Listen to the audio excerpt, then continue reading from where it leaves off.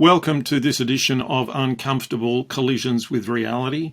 I like saying that. I'm here with a friend who you may have seen before, Dr. Martin Turkis, a philosopher and school teacher in California. And we're going to talk about a document that I produced about a year ago, I suppose, which is 4 principles that we fail to understand, that are poorly represented in our world, and if they were better represented in our world would be a whole lot better. I've been thinking about those things for a long time, and that was a boiling down of a bunch of things to these 4 single words. 2 of them are in a foreign language, which you'll learn about.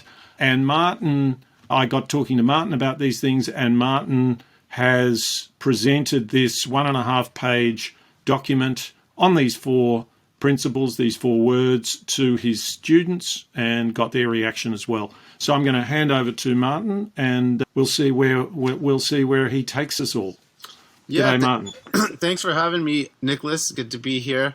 So the students I was working with are seniors in the American high school system. So they're 17 going on 18. It's an honors class, so they're pretty pretty capable students. And so they found it interesting. They read the document, 4 Neglected Principles for Flourishing. They came up with some questions, which we whittled down. And so they came up with 6 pages of questions. Yeah.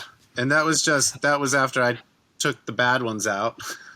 Okay. Or some of the bad ones out, or the less well put together questions. They all look fine to me. Yeah. They all look fine to me, but there is a fair bit of overlap. So lots of overlap, yeah.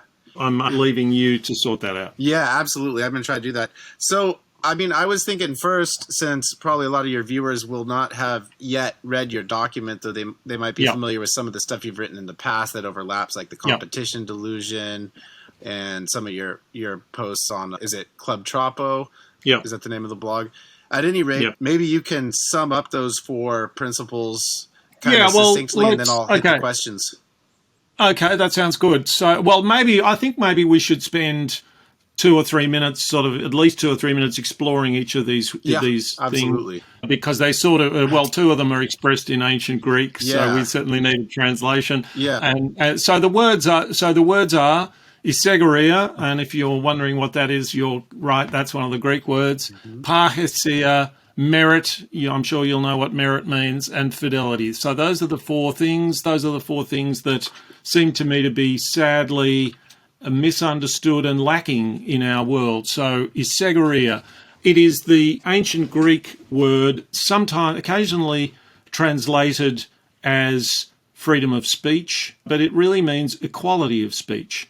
And the ancient Athenian democracy was based on equality of speech. This other word we'll move on to, which is Parrhesia, which is not quite freedom of speech, but something close to freedom of speech, and the equality of people under the law, that everyone is equal under the law.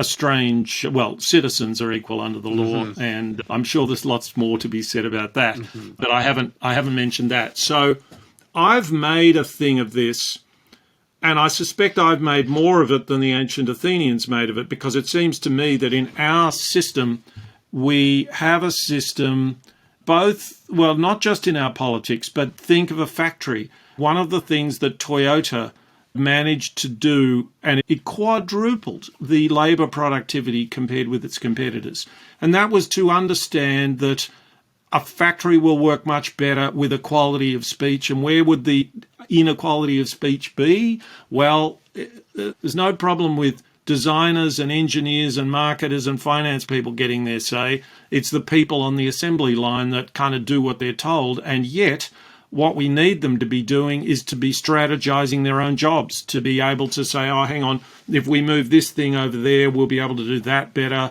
And then this other team will be able to get the car to us in a warmer from the paint shop or whatever it is. That idea of honouring everyone, but particularly paying attention to people supposedly at the bottom of these hierarchies, makes a massive difference simply to social functioning and economic functioning. And in our politics, the lack of Isegoria, I think, is tearing the world apart. And so while people witter on about diversity, there is a crisis of the diversity of people and their levels of education in all the systems that run us. So in communities in the rich West, your country and my country, the number of university graduates, the number of adults with university education and adults without university education is about 50-50. The number of people in our broadcasters, among our politicians, the people running everything, they outnumber them 20-1, graduates and people with a large amount of education. And I'll say this for me, Martin, not for you, but people with too much education, they're fine. And the people with, you can say it's too little education. This is not an anti-education pitch. It is a pro-democracy pitch and a pro-productivity pitch. We need to listen to those people and try to empower those people. So that is Isegoria. And rather than let you get a word in edgeways, which is all very artificial, because then you say, and what is Parrhesia? I'll just do all that myself. I'm sorry. Yeah, it's okay. I'll play the Mino to your. I'll start my own podcast. Well, and you I'll can get to do be Socrates. Well, now I've done all that. Maybe you should. Maybe I should. I just didn't want to assume you were going to do that. Totally fine. Okay. Roll with it. So now. So what is Parrhesia, Nicholas? So what is Parrhesia? This Parrhesia of which you speak? That's right, of which you speak, Socrates. Yes. That's right. So par is very often translated as freedom of speech, but it's a concept which is infused with a dimension of ethics. It's an ethical relation, and it's a relation between the powerful and the less powerful. And so another modern analogy is that it's a little bit like noblesse oblige, which is about the duties of the powerful to the less powerful. And the relation of Parrhesia is the relation of truth-telling to power at risk to yourself. And so what it does is it requires of the less powerful person to speak to the powerful person. And then, of course, the idea is that the powerful person is drawn into respecting the courage, the experience of the less powerful person. Now, in ancient Athens, this intriguing notion is not just about a powerful person, but a powerful body. So, as far as I can understand it, Socrates is parrhesiastic in his trial, and he basically gives it to them. I mean, it's amazing when you read that stuff. He's very aggressive. And unnecessarily so. It's rather like he fancies this idea of himself as someone who's going to really tell them what they need to hear and then to take the consequences. So that is parrhesiastic. And, well, perhaps we'll get onto this in discussion, but I see that as an antidote to this idea that there is a strong ethical relation in speech. It says something about our current notions of free speech. Of course, there's lots of excitement about woke incursions on free speech, but so what? I mean, I hate woke incursions on free speech, but then the answer, which is just free speech, which is irresponsible free speech, and I can say anything I want, and I can say that I won an election which I lost, that's a nightmare. That's a nightmare world. So this idea of free speech or rights without obligations, we're seeing that play out right now in a kind of nightmare world. So that's what I think is worth talking about with Parrhesia. Yeah. And, I mean, what you were just getting into there as you were explaining Parrhesia, I think, starts to get into one of the other areas. I don't know if you want to do merit first, but it starts to raise the question of fidelity. Yeah, fidelity to truth, responsibility, but you could go in whichever order. Yeah. Let's do fidelity next. So again, I suppose we've got quite close to this idea of fidelity. That what society is a series of collectivities. This conversation you and I are having is a collectivity. We are part of a joint project, and we each have our individual needs. One of us might want to show how clever they are. Now, that's okay. That might be a good thing. It might sharpen people's wits. Mm-hmm. But if that's all I care about, then it's not a joint project. Mm-hmm. And there is always a tension between the private project and the joint project. And so let's say, think of a queue. Think of a queue or a line to get on a bus. Then everyone is tangled. Everyone understands their private interest. Their private interest is to get on the bus. They gain a private interest in keeping their own place in the queue, but that's a collective. So what's happening is people are being drawn into a world of collective obligations, mutual obligations between each other. So now we've got individuals and we've got a thing going on, and everyone has to show some fidelity to it. Now imagine that you're planning out an airport and everyone gets in a queue to go through security. And then someone says, oh, well, let's have a special queue for VIPs.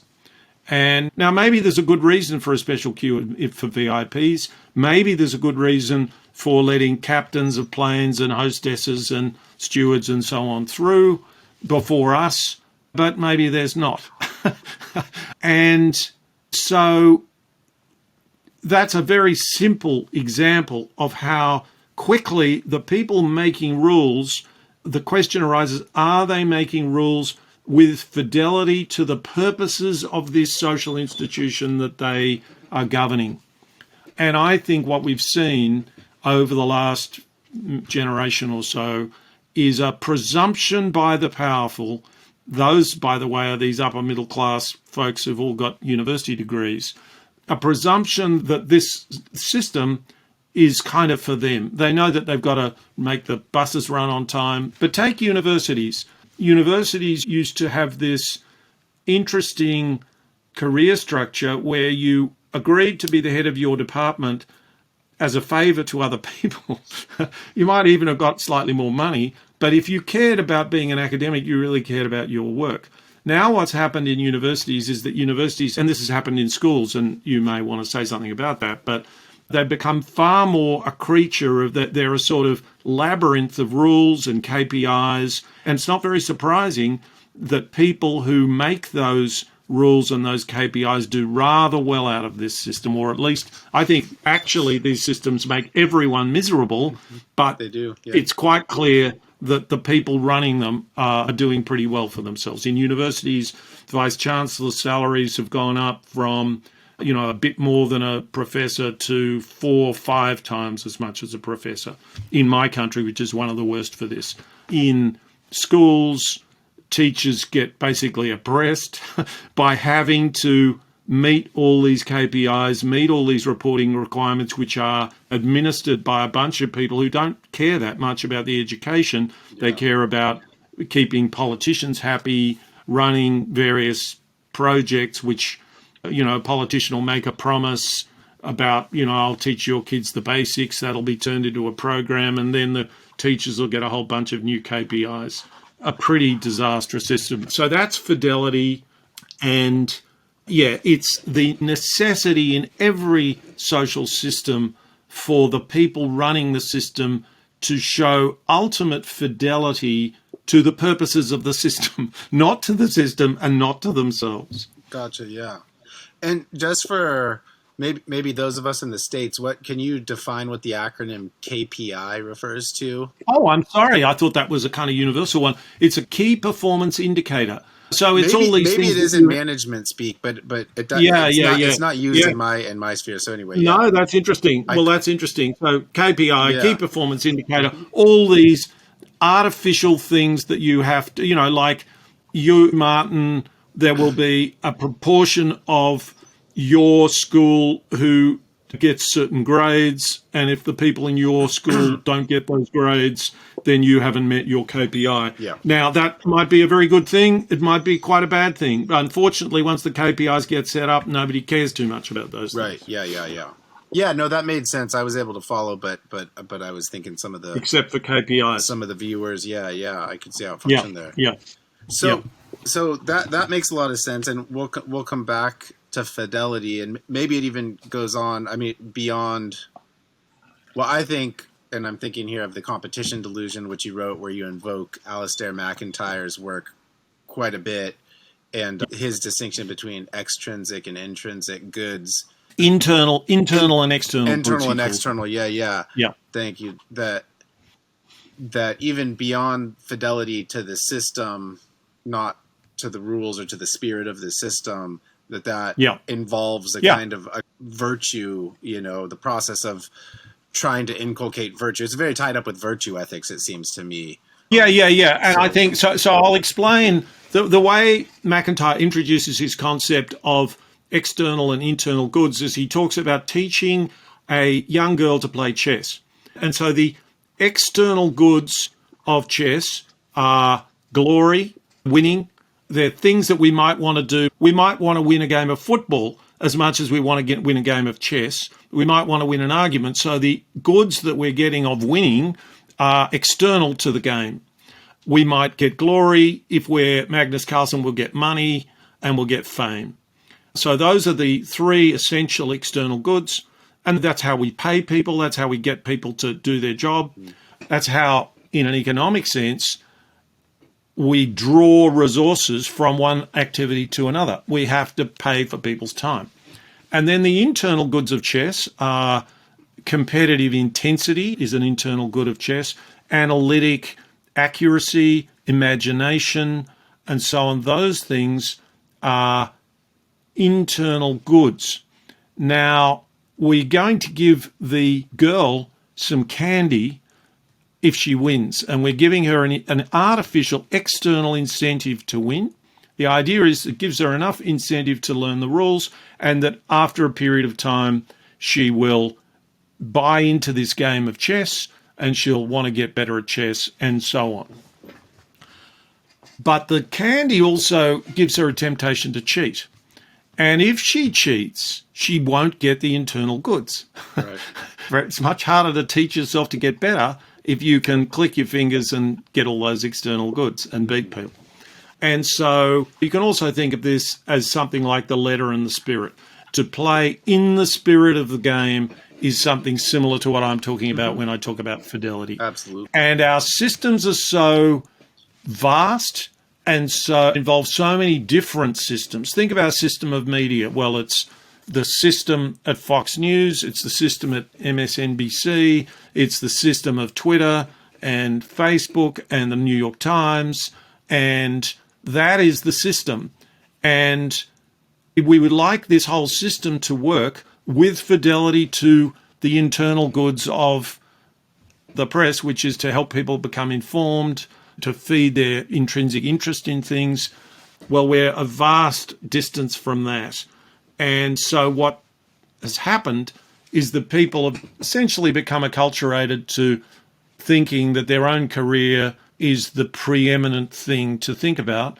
And it's an important thing to think about. I don't want people not to think about it.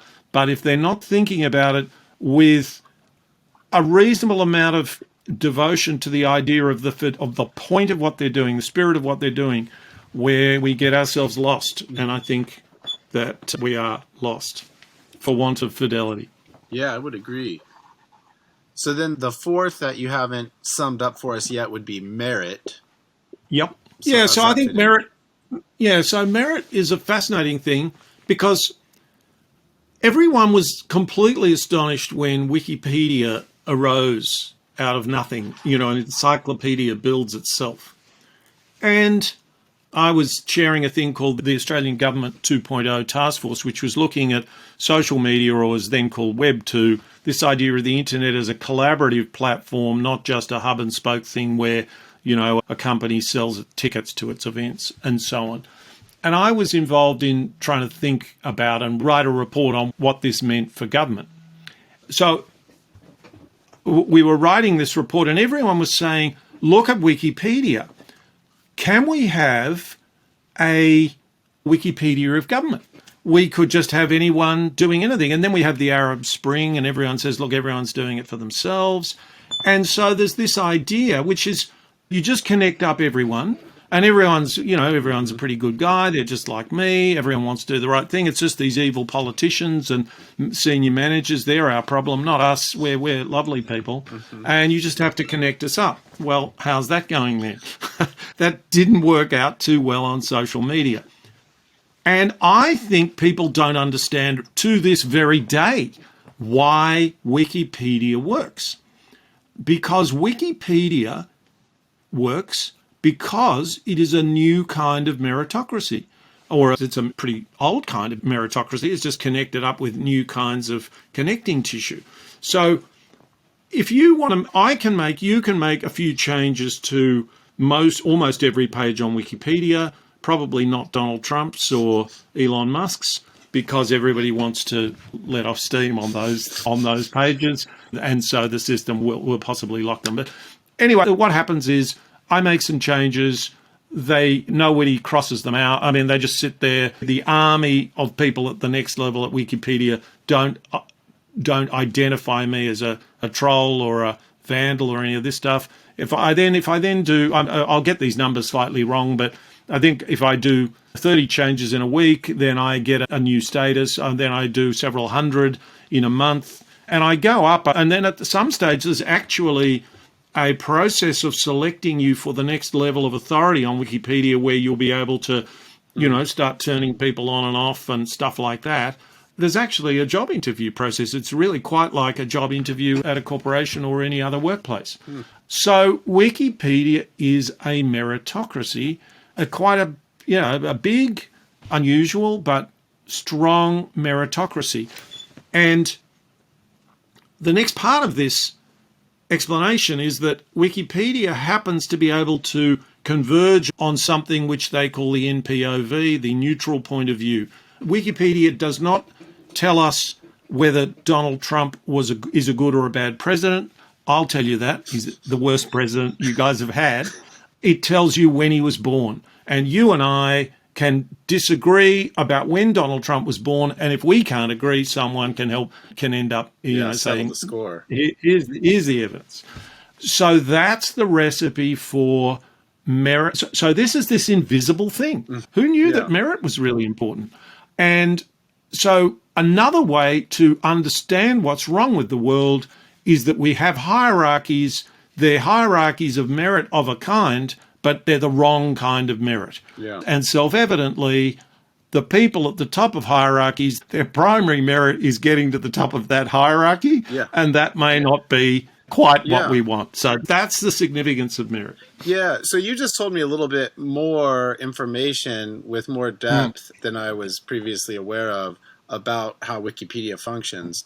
So it's interesting to me about that example, and you flesh it out more than you do in the short document that we're kind of basing this discussion on. I was trying to keep it as short as possible. Yeah, but what's interesting about the way you just described it is that meritocracy is, I think, pretty clearly different from most other supposed meritocracies that we all have various sorts of contact with in our places of work, or et cetera, et cetera.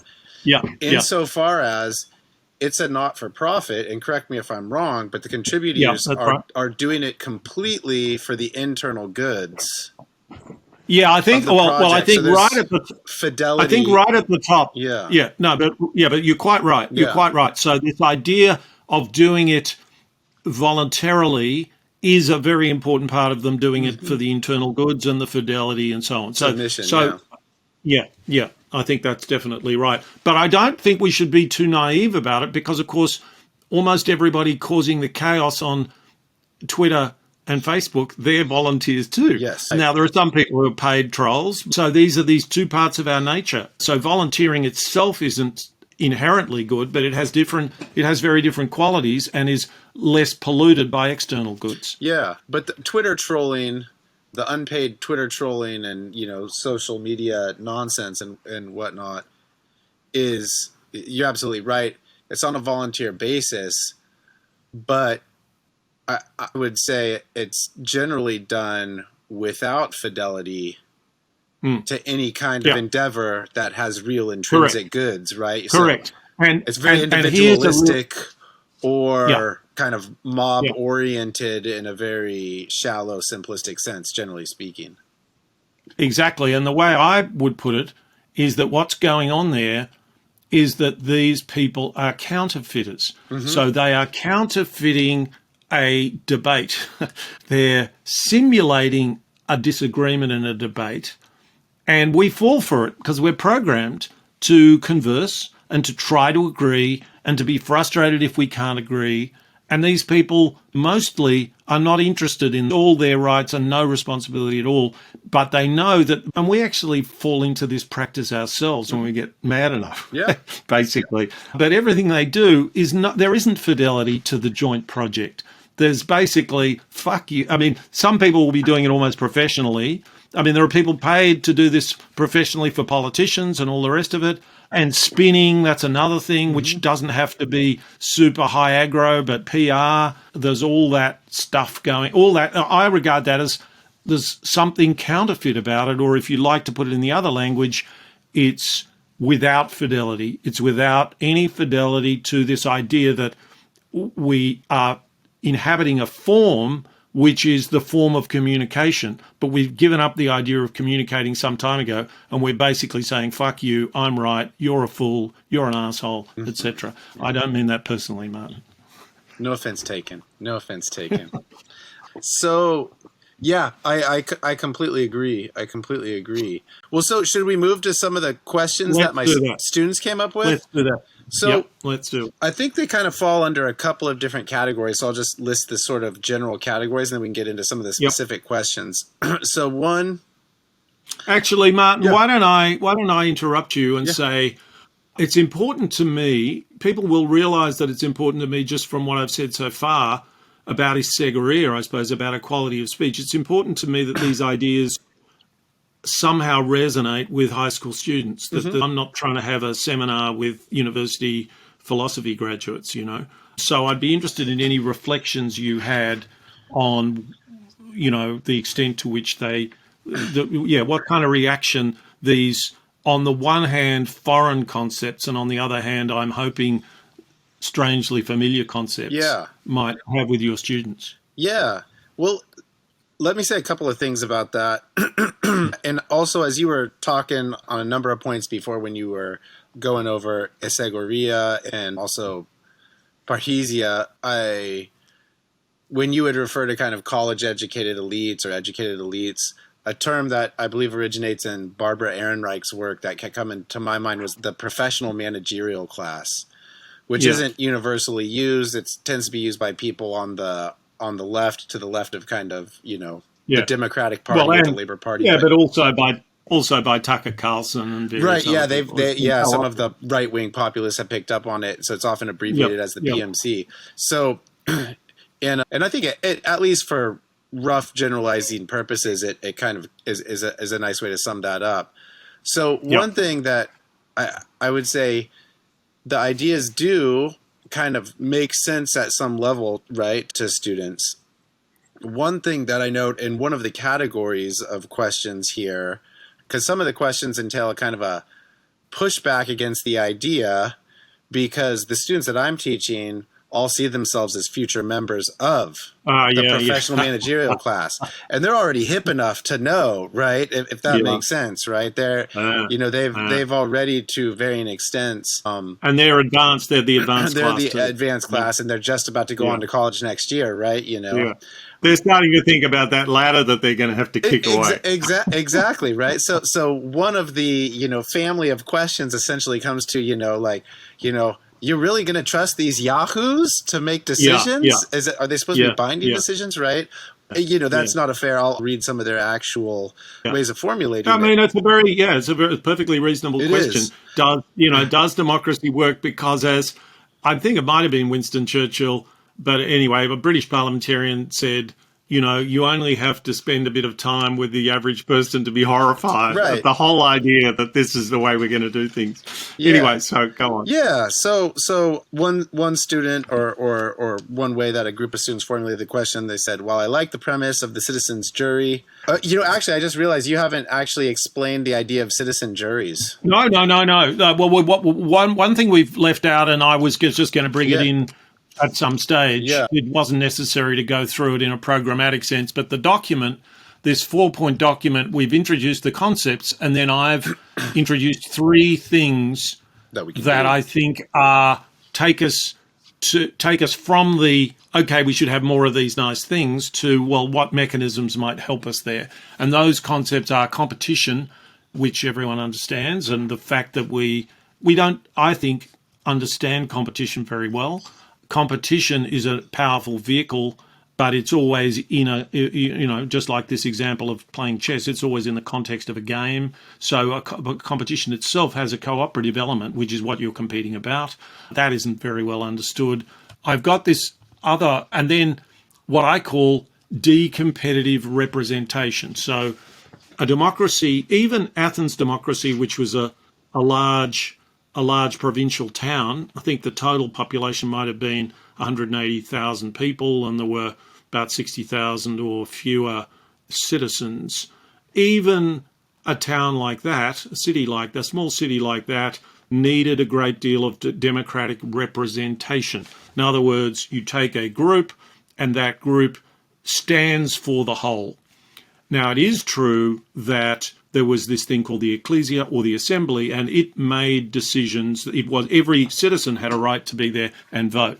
But the city ran using other mechanisms. To run the city was a boule. The boule was 500 people chosen at random from the population, and at any one time, only 50 of them were doing most of the work, and that would rotate. This was also true of the courts and so on. Now, there are many things to be said about this. I think of democracy as a three-legged stool. The three legs are direct democracy, and in the Athenian situation, that was voting at the ecclesia. In ours, it is voting in an election. And then there are two different kinds of representation by election and representation by sampling. Representation by election, we all understand what that is.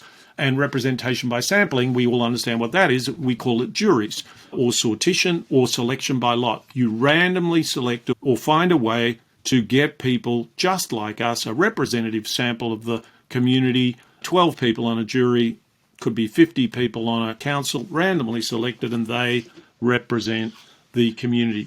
Now, I call, among many others, the differences between these two ways of representing the people are profound. They go deep, and those people who are proposing more use of citizen juries or representation by sampling, I think they're doing a great job, and I'm part of that movement. But I think there's so much riches by just pausing and thinking about how profoundly different these two ways of representing the people are, and therefore of the different roles they might play in the best possible world we can build.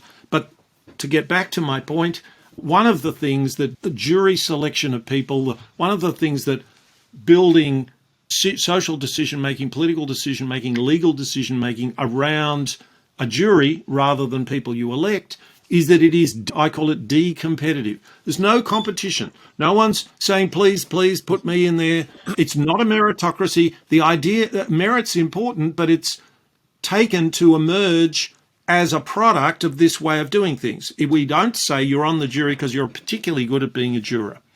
So de-competitive representation, much greater use of mechanisms to represent the people that are not competitive and therefore don't favour the well-educated, the self-assertive, the narcissistic, the Machiavellian, the highly more intelligent in many ways. You know, there's some good things and there's some bad things in there, I hope everyone can accept.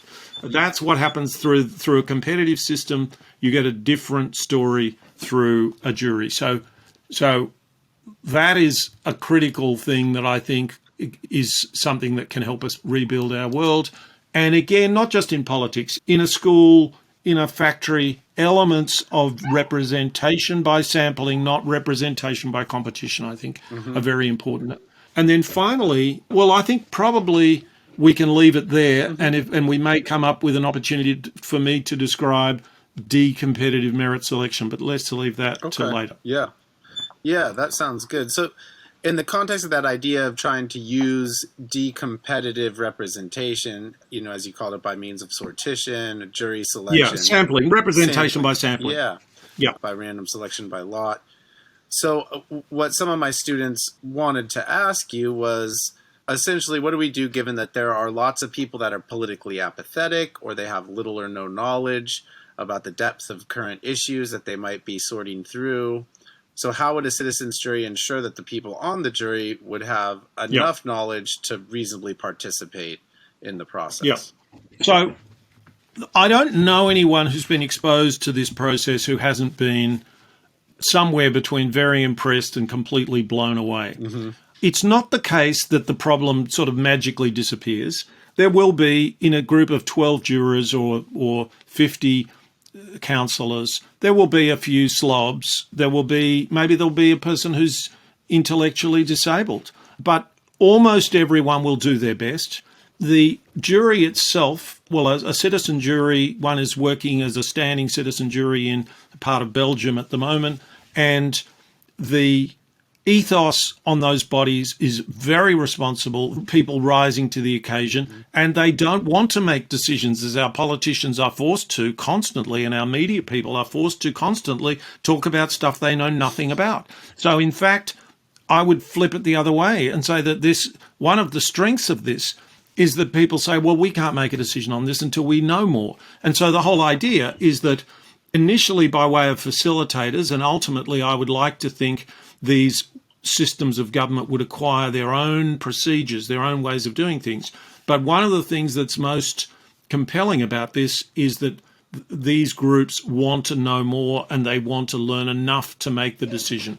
And I would go further and say that virtually everyone caught up in the competitive system either doesn't particularly want to know or they can't afford to know. So, for instance, we'll have a candidates debate and then we'll immediately cross to a bunch of journos who have got no particular... There's no expert on who's won the debate, but they'll tell you instantly all about it. There's some marvellous stories of people in Fox News, but it's not just Fox News. I expect this happens in every studio where the moderator is being made up and the debate's going on and they don't really know what's going on and they're doing lots of last minute things, and then the cameras roll, hi, I'm an expert and I'm going to pretend that I watched this whole thing and I didn't even do that. So what we've got in this now toxified competitive system is the very thing that your students are worried about. Right. Yeah. No, I agree. I discussed that with them at some length. I mean, because if you are participating as an elected official, so you're a part of the competitive representation, right, leg of the stool, you actually have an incentive to maintain your position to not admit that you don't know. That you don't know what you're talking about. You don't know what you're talking about, right? So then you have all of these incentives to fudge, to throw red herrings here and there, to change the subject, to feign some kind of competence, et cetera, et cetera. And that's just in politics. But where I spend a lot of my time still thinking, and before I got into this politics, into this democracy caper, I used to think much more about what happened within government bureaucracies. Right. And I chaired this thing called the Australian Centre for Social Innovation, which was an organisation still running. It does great work trying to build social systems that actually work, like doing difficult things, like trying to keep families that are under stress from basically going into crisis and stuff like that. And I remember talking to one of the teams. We had a conversation between the board and one of the teams who was designing a system, and they said, well, our hunch is this and that, and we're going to measure this and so on. And I sort of stopped them right there and I said, you've just said a word that cannot be spoken even inside a government department, let alone outside a government department. A minister can't say, look, our hunch is this, because that's to use IT security talk, that's an attack surface. That is a perfect opportunity for their opponent to say, oh, well, the minister's now running the country on a hunch. Right. That's exactly what has to happen. When you don't know what you're doing, you try as responsibly as you can to manage your own ignorance and do the right thing. Right. And then to build from your ignorance to a greater sense of knowledge. My argument would be that governments trying to do difficult things are completely paralysed by everyone going through the motions. The tone is, well, the adults have arrived. Well, pig's ass they have. The pretenders have arrived. Right. Yeah, no, absolutely. I'm right there with you on that one. So So yeah, I'm that's doing rather well here, at least as far as your agreement's as far as concerned. but you're kind of preaching to the choir to a certain degree. Yeah. Well, maybe some of your students will watch and think, yeah, Yeah, that's right. Who knows? yeah. Hopefully so. There were some students who, I mean, I gave you a version of the question that was Yeah, not the hostile one. overly hostile, or there were some slightly more defensive versions, like why shouldn't the people who Yeah, have studied and taken the time yeah, to yeah. right Well, that's a good question. master it? From their point of view, that's a good question, Yeah, and the answer is a long one. yeah. But in a way, I kind of agree with them.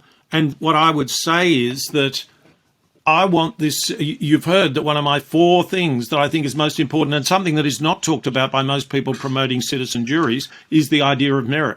So I want a world which is actually promoting merit, which is actually encouraging people to feel good about the work they do because it's great work. And I think the system we have now doesn't do any of that.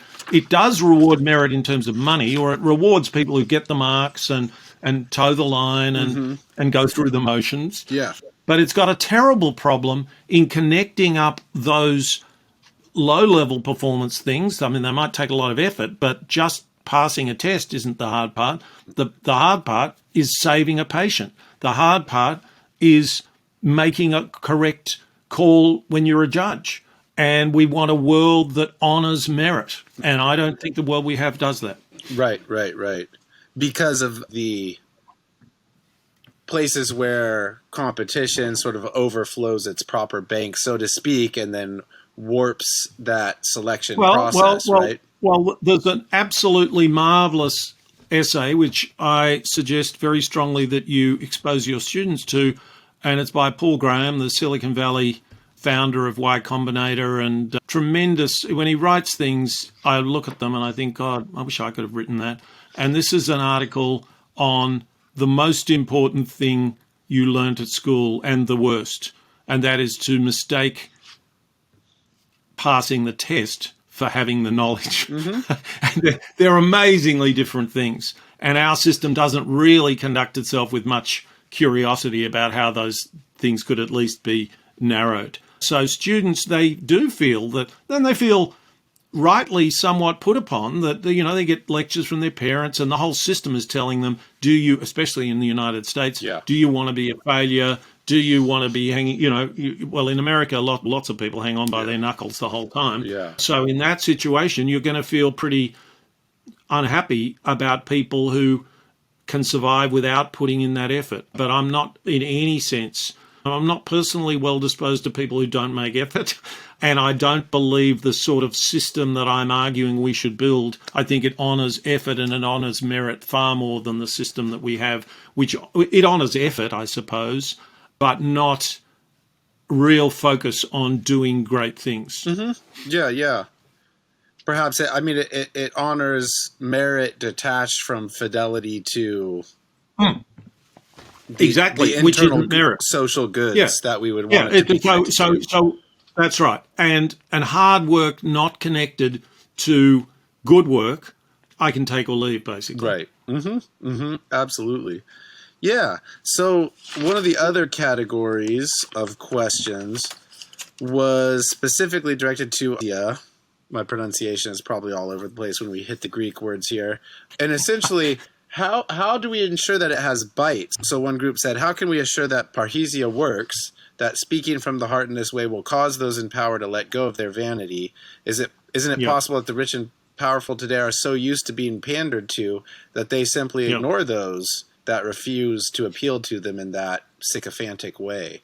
Yeah, well, I think I'm afraid this reminds me of a Monty Python sketch where it's called Stake Your Claim, and the person says that he's, Henry VIII's son, and they say, but Henry VIII was 4 centuries ago, how can you be his son? And he says, yes, that's where my whole argument falls down. So your student, unfortunately, and what I'm saying here is rather more tragic than all the rest of it, which is here's the system for getting what we want. Right. So I'm drawing attention to how hollowed out our notion of free speech is, how hollowed out our notion of rights are. And Alistair McIntyre, who you mentioned earlier, he's got a similar idea that we need to rebuild our world around some sense of taking on of obligation by the powerful and by the weak to this idea of fidelity, this idea that binds us together. And of course, there will be many situations where the powerful continue to help themselves and not help the weak sufficiently. In a material sense, I don't think the powerful are massively exploiting the less powerful. If you compare that to other periods in history, the poor, and unfortunately in the United States, this isn't as true as in most developed countries. But I'll speak for my own country. In Australia, the poor do not starve. They have a miserable life in many ways. But the material side of things is relatively well addressed. The sense of respect for people has not been well addressed. And I think that it's getting worse. It's getting worse with speech codes, all kinds of ways in which trying to speak about certain things is being stigmatized and hounded. People try and hound it out of existence. So that's the situation that we have. And so the other thing about Parrhesia is that this is something I haven't talked about yet, but I'm going to say something which might shock people, which is that there are limits to how good a concept like accountability is. Everyone talks about accountability as if it's a great thing.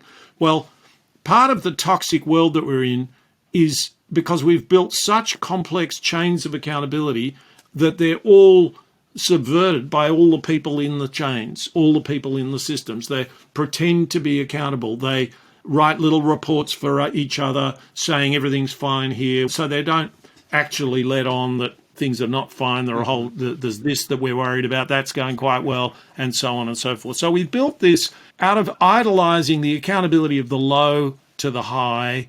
We've built an awful prison for ourselves. And the notion of this ancient Athenian notion of Parrhesia is not a world of accountability at all. So the person at the bottom is not trying to prove anything. The person at the bottom is to use a cliche from Oprah, they're speaking their truth. They're communicating their view, what is moving them, and there is an obligation for people to respond to that. Will they? Well, that's a huge dilemma in human communication. We're not very good at getting into the heads even of our wives and our children and our parents, let alone people who are a different colour, from a different culture, speaking a different language and so on. But I see it, Parrhesia, as a kind of a radical assertion of the necessity to try to get people to speak to each other and to listen to each other. And it's not an easy business. Yeah. And maybe it bears mentioning before we hit another question. I mean, in the context of ancient Athenian democracy, of course, women and slaves were not citizens, right? The citizens were free men. Yeah. So that's right. Clearly there are those restrictions in place. But then amongst the population designated citizens, you had everybody from nobles and aristocrats to cobblers, shoemakers, butchers and bakers. Yeah. And so since they did have equal votes when they are called up by lot and doing those civic duties, that to some extent did provide some of the bite. The butcher and the baker have an equal vote when they're called up by a sortition to the aristocrat. That's right. And whereas in the competitive representational system, or where we emphasize it in our current, in Australia and the U.S., those aristocratic tendencies, they can tend to buy more advertising time. They can use the wealth to control things in a way that sortition just doesn't allow, which gives Parrhesia that bite. It seems to me that that's one of the ways you would have to do it. So the other thing that I think is worth mentioning is something that I really locked onto. So the French philosopher, historian, theorist Michel Foucault, I'm not a great fan, but he's written a lot on Parrhesia particularly. And this thing really jumped out at me. So I'll just read you my summary of one of the elements of Parrhesia. Foucault tells us, we gain confidence in Parrhesiastic speech not because it persuades us that it is more scientific, based on objective evidence, as if we are the arbiter of truth, but because the speaker speaks from their heart, and that is demonstrated to us by the fact that they're putting themselves at risk. completely different idea Yeah. to the scientific idea, which is, we're just sort of trying to find out the truth. Well, the Greeks invented tragedy. Yeah. And it's a more tragic relation. It's not looking to utopia. It's not saying, just do what we're supposed to do and everything will work out. Yeah. It's a much more dramatic assertion of people's separateness, I guess, and their capacity to use courage to penetrate that world between themselves and another and their world and their society. Yeah, it's a risky existential commitment. Yeah, or potentially, and that's why, so. and that's why I'm saying that Socrates is the paragon of that. Yeah, absolutely. So, to move on to another family of questions that I saw that students were putting out, they fall into kind of two other primary categories. One of them is, so how do you foster the kind of virtues, the fidelity, in society, given that, and that some students would draw attention to kind of the prevalence of so-called cancel culture or, the degradation unleashed by social media dependencies, these sorts of things. Other students drew attention to kind of the overuse of competition, the way that competition can kind of drive you to a dog-eat-dog sort of, self-indulgent, kind of self-seeking type of way of being in the world. So how do you foster that virtue and that fidelity to the social goals? So I think this is a bit like falling off a log, and it comes from representation by sampling. So if you just get ordinary people together, that this is in our DNA. This makes us a unique species. We have, if you look at our smartness at simple cognitive tasks compared to a chimpanzee, the chimpanzee will beat us on certain things like memory and number counting when it learns how to do it, partly in the same way that autistic people have remarkable characteristics. There are all kinds of things in our brains that get in the way of simple cognitive functions. Our great quality is that we knit our intentions together. We invented the pronoun we. We will go hunting. We will build this shelter. So we're incredibly good at this. So in small groups, small equal groups, we are very, very good at this. So that's one answer. Another answer is to say, well, let's look at what you talked about, which is woke culture. Where does that come from? That comes from a completely different place. That comes from the world that we're in being built as systems of words, ideologies and things like that. And a lot of people like power. Maybe even these people in these qualitarian groups that I just decided, people are quite enamored of power. And even if they're not naturally power hungry, you only need a few people who are power hungry for people to need to be power aware to preserve their own equality in a position. And what woke culture is doing, what woke claims are doing, is that they're about words, they're about speech codes, and these are at the level of legibility to the system. So I'll give you an example. I was just reading it this morning. It's a London group of people, and something comes up. This isn't a perfect example, but I'll go with it. So a person says it's not okay to say you don't feel comfortable among Muslim members and that it's wrong that women wear hijab. That's prejudice. And the woman who's attacked says, well, you know me, I don't dislike anyone, but we've fought hard for black women's rights since the 1970s, and when women put themselves under that headscarf, it feels like they're betraying what we fought for. Now, I don't want to argue one side or the other of that, but that is a form of meaning that's coming through that is invisible to the speech layer, to the layer of speech codes, which you would say in this school or in this state, these things are deemed to be hate speech. So everything is focused on legibility to the system, legibility to the police, to a judge, and that's not about our capacity to solve problems in groups. Mm-hmm. And if we so you're play more to contrasting that quotation you were just reading, you're contrasting the sentiment expressed that this feels contrary to kind of the women's rights activism that we had been my point in. is, I'm making all of my points in words, Right. but my point is that in a bureaucratic system, in a legal system which specifies things at a very high level and says the following things are deemed to be hate speech or whatever, disrespectful or whatever, then it leaves out the ability of other kinds of meaning to get through. Yeah. And in a way, I'm a little disappointed with that quote, using it for my purposes, because it's really both points that are made are ideological points. Right, they are. Yeah. That example was an example that a former boss of mine used to give, and he wasn't really arguing this thing. It was just a story he told where he was talking about something he oversaw on a tram where some Australian said to a Chinese person in the tram, I don't know what he exactly said. He said something which obviously we would take to be racist, and I'm not saying wasn't. How you going, dim sim? He said to him. And the guy said to him, how you going, kangaroo?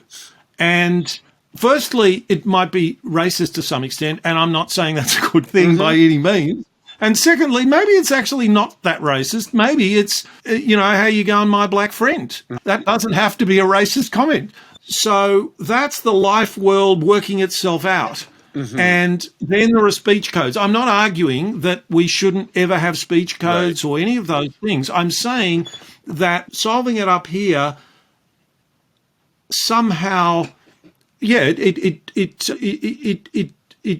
dominates. Right. It falsifies. It changes the experience in the life world, and there are many, many things that we should be honouring, that we should be very wary of doing that, because our communities, I've just read Jane Jacobs' The Death and Life of Great American Cities, which is all about the invisibility of so much that makes cities work. Essentially, we now call it social capital. It's invisibility to planners, and it's nurturing within the life world.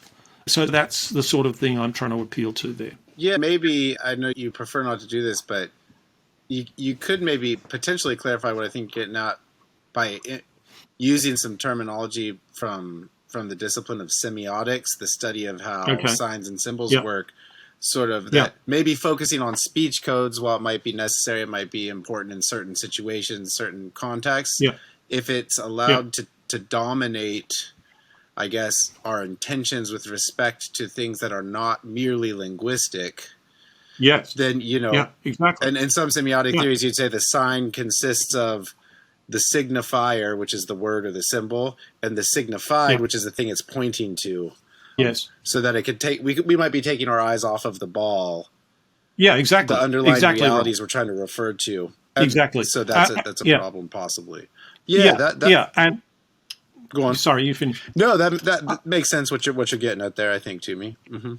Yeah. So I'm now, as you may know, I'm sort of experimenting with different types of expression. I don't write essays as much as I now do these types of things. They're very different things. I also am making explainer videos that have graphics in them that say, we might be talking about two pathways, and you liken them by showing a person walking in one direction rather than another direction. These are all, both the words in an essay, the image, everything we use is not the thing itself. It's a symbol. So the significance of that is to say that we have to proceed, if we want to use a speech code, and I certainly don't want to argue we should never do so, we have to proceed with due humility about the extent to which it can comprehend everything that we want to be done, and do so in a way that is true to our intentions. Yeah.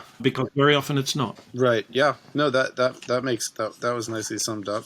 So the next type of question, family of questions, is tackling how viable using things like citizen juries would be at scale for, say, the United States or Australia. And you talk about very briefly in the piece, and I think you've talked about this a little bit more thoroughly elsewhere and some other stuff you've written and posted, the idea of having a people's house alongside, say, the two houses of the American Congress or the Australian Parliament that's selected by sortition. Yep. And so some students are saying, you mentioned it wouldn't have to be binding, but would you want it to be binding? If so, how would that process work out? Yeah, and just how viable is this as, a federal level project for a major nation state? Yeah, so I proceed in all these things with a fair bit of humility. I'm not arguing that we completely replace what we have. And one reason I'm not doing that is who would care? Things will, there's a lot of power in the world and I have very little of it. And so let's just get a grip here and work out what things might be most beneficial, minimal things that might be most beneficial. And then if they are beneficial and their unintended and bad consequences are minimal, then we can go further. But, I think it's probably important to proceed from an understanding of how busted things are, particularly in your country. Mm-hmm. Agreed. So we have a situation where Liz Cheney, I've got her name right, haven't I, is a very senior Republican who draws the line on direct attacks on American democracy. And she is hounded out of office, by intimidation, because, as you may recall, when she first started blowing the whistle on what was going on, she survived in her leadership position in the House of Representatives. And that was because there was a secret ballot of Republican members of the House of Representatives. It was only when everyone could see who was voting which way that she lost her position. So that's how debauched the system we have is now. And so that also gives you a clue of the sorts of things that you would want a people's house for. Firstly, I think you want the people's house because in all the Western democracies, people are obsessed with the opinion of the people and unobsessed, uninterested, and completely ignorant of the considered opinion of the people. The considered opinion of the people is a thing that can be detected when it goes through the crucible of discussion and votes and so on that happens in a house. So the people's house would deliberate on things and vote on things and people would know what the votes were. It's very clear to me, I won't go into it further here, but it's very clear to me that the opinion of the British people in 2016 was 52% to 48% that they should leave the European Union, and the considered opinion of the people at around that time was about 60% against leaving the European Union and 40% in favour of leaving the European Union, because that was the result after you had a citizen jury held on the subject. Mm-hmm. The people going into the citizen jury split 52-48, precisely the way the vote was, and by the end of the citizen jury, about 60% of them said, hang on, this is a bad idea. So a people's house simply, if it had no power at all, simply gives you a window on the biggest bits of craziness that our current system is getting up to. And a secret ballot on the impeachment of Donald Trump in the Senate would have seen him impeached because decency remains, and a citizen house would have impeached Donald Trump. So one of the things that this process is very good at doing is defending basic democratic norms. I mean, I think a lot of the people, even the people storming the Capitol on January the 6th, thought of themselves as Democrats. They've been convinced that everyone's lying to them and they're the only ones in possession of the truth. If you ask American citizens what they think of gerrymandering, 90% think it's terrible, and they split slightly more Democrats than Republicans think it's terrible, but then those numbers are about 92% of Democrats and 88% of Republicans. So it's precisely defending basic democratic norms against gerrymandering and the kind of thing that the Trump organization is trying to get up to subvert the certification of elections and send in dodgy electors to the Electoral College. It's precisely those things that you can expect, above all, a citizen jury to defend. You can't any longer be confident that the Supreme Court will defend it in your country. At the moment, we can be confident in our country. However, the Prime Minister of Australia appoints High Court judges. So you only need the process of toxification and polarisation for over a period of time for that to change. So this is the sort of place where we can use citizen juries to bolster basic democratic norms and the sinews of our system, the arteries of our system. And that's precisely what they're doing in Michigan. So in Michigan, they have a body that I think its makeup is a certain number of Democrats, a certain number of Republicans, and the rest a representative sample of ordinary people from the community. And they have redrawn the maps. You call it redistricting in your country. They've redrawn the maps and they've made it fair. Those are the kinds of things. So Citizen House is just there showing what people think. And then if you want to ask where it should have power, it could have the power, I think a fantastic power to give it, extremely minor seeming power, is the power to impose a secret ballot. Imagine a power to impose a secret ballot going into the debt ceiling malarkey that you're going into. So the Citizen Assembly could say, we have decided that the vote in the House of Representatives and the Senate on the debt ceiling will be conducted by secret ballot. So there are very small levers that can have a very big effect, and you can know that if they're used, that use reflects the considered opinion of the citizens. What could be better than that? Yeah, that makes sense. No, yeah, I think that would potentially clarify for some of the students that were raising those questions. And I suppose the modest nature of some of those tweaks, which still might be more achievable in a parliamentary system like yours than under the regime of the U.S. Constitution, which really makes but you've got citizen-initiated referendums, so sure. You can a big campaign.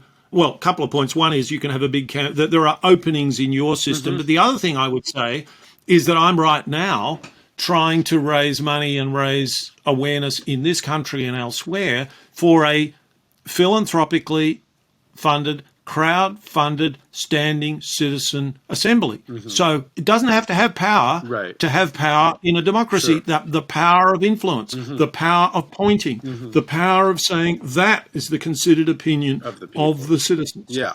So absolutely. So that I think is the that would be my main pathway to sorting this out, and it would not be going cap in hand to politicians and saying, please do this, because politicians politicians have got enough constraints on them. They're pretty busy trying to get stuff done, and it's pretty hard. And they're not thinking, oh, gee, what I really need is another constraint on my actions.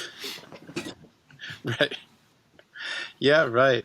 I wonder if the organization, the Progressive International, would get behind some of that kind of an approach. It seems that enthusiasm for this sort of stuff is a little stronger on the left than the right, but there are plenty of people on the right who are complaining about these very issues. I mean, the right spends a lot of its time complaining about the lack of equality of speech, the way in which government is so distant from the voice of the people, the values of the community, and so on. Yeah. So, but there will be people on both the right and the left who will see the wisdom of this. It is true, however, that there are quite a lot of people on the left who have their own power bases. The unions are an example of this, and I think they fail to take the long view. They fail to see it outside of the context where they're just trying to get through the day, resist the boss or whatever. Right. I think there are much larger things at issue, and I'm pleased, for instance, that Yanis Varoufakis, the former Greek finance minister, quite a left-wing guy, he didn't say much about this stuff, and I was badgering him to say more. He's now thinks this is a good idea. And maybe I shouldn't be so keen on that because he's so well identified with the left. But this is just, it's such common sense. But I do think that if you are left-wing and you believe that we should be trying to go for more profound transformation of our societies, you're going to lose every time to Fox News. And you need to realise that if you do want to build a more habitable world, it has to be built on foundations that are different to the current ones. Yeah. And I mean, just to clarify, Ignatius Varoufakis would be, I think, well, according to some, maybe on the border, on the skirting the border between these two, right? But sort of the distinction between, let's say, the left, capital L, and kind of what's often called in the U.S. political context, say, progressive Democrats. So, you could say like left liberals, right, who are pretty much in favor of the status quo system, but they'd be on the left wing of status quo supporting. And I think if you go, outside of kind of left liberal channels, then you start to see some critiques of, say, woke identity politics or the same type of lack of Isegoria that you do see by some of the populist right-wingers. And I mean, a conversation for another day, which you referenced earlier kind of obliquely, when you were talking about how conditions are materially worse for poor people in my country, the U.S., as opposed to your country in many ways. Arguably that's because you still have some semblance of social democracy functioning, whereas the much more limited version of social democracy that we had under, kind of FDR's, New Deal legacy has really been rolled back, over the period of neoliberalization.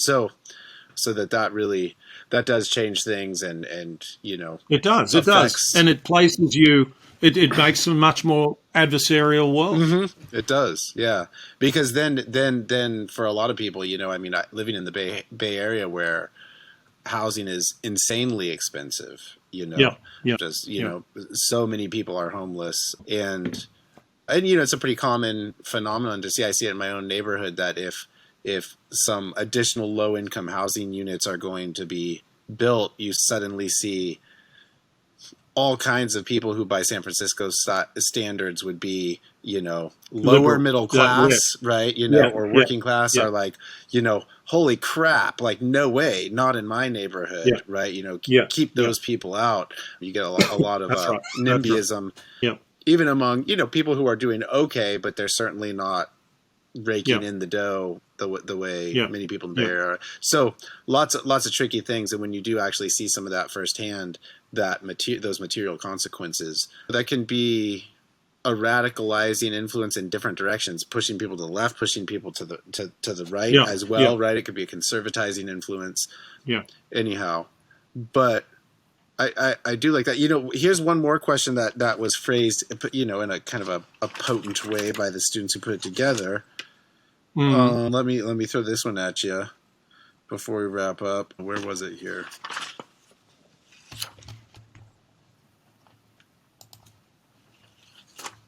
Yeah, here it is. Okay. So these students say, it's easy to say that in theory we should adopt the values of Isegoria and Parrhesia, but does this view assume that there are not certain objectively harmful views that should never be given credit? Do Isegoria and Parrhesia give platforms to Nazis, racists, homophobes, etc.? How could such a social structure, if so, possibly benefit society? Yeah, it's an interesting one. As I said earlier, I do think that there are limits, and I do think that it is fine to delimit things that most people would agree are hate speech. I also think that changes over time, and that's something to think about. But I also think that what's happening now is that we are outlawing speech from a very high level, and essentially what that does is that it basically puts people on notice that they mustn't trigger, to use a loaded word, they mustn't trigger certain kinds of responses. And people have become better and better at exploiting that way we argue when we pick up a word, it immediately goes out of context and becomes an excuse to attack someone. So I don't really want to debate it in very binary terms. I do want to argue that the idea of speech policing is something which is ill-suited. The subtleties are very ill-suited to being dictated from above. The non-subtleties are not. So when I was a kid and I went to football, there was racial abuse all the time and homophobic abuse, and I'm just fine. I mean, now when you go to the footballers, a sign goes up and says, report antisocial behaviour on this mobile phone number, and you can text in as a person at Bay H6 who's screaming racist. Yeah, so let me think how to wrap it up.